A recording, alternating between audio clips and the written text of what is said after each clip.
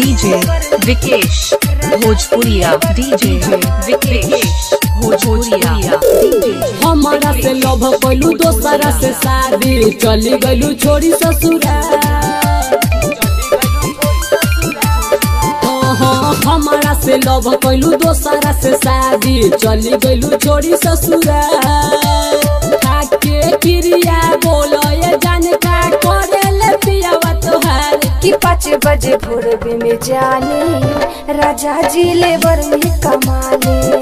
कि 5 बजे भोरबे में जाले राजा जी लेबर में कमाले। राजा जी लेबर में राजा जी लेबर में कमाले। नैहर में कोइलू जे बादा कैसे दिहलू तोर हो।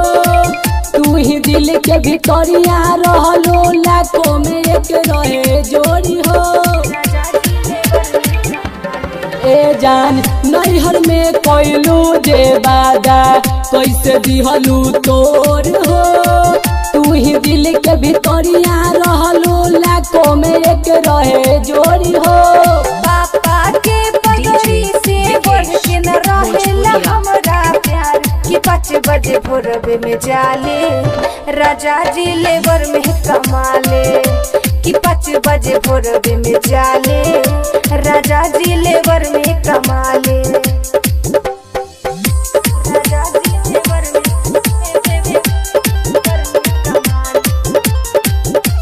राजा जी लेबर में कमाले।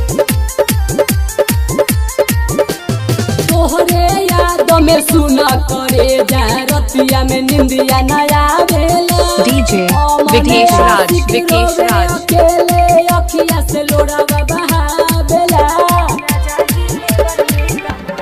ए जान तोहरे याद में सुना करे जा रतिया में निंदिया नया बेला। मने आशिक रोवे अकेले अखिया से लोड़ावा बहावेला। दिया के नाम के सिनुरा में हड्डी बाबे सोरह सिंगार। कि 5 बजे भोरबे में जाले राजा जी लेबर में कमाले।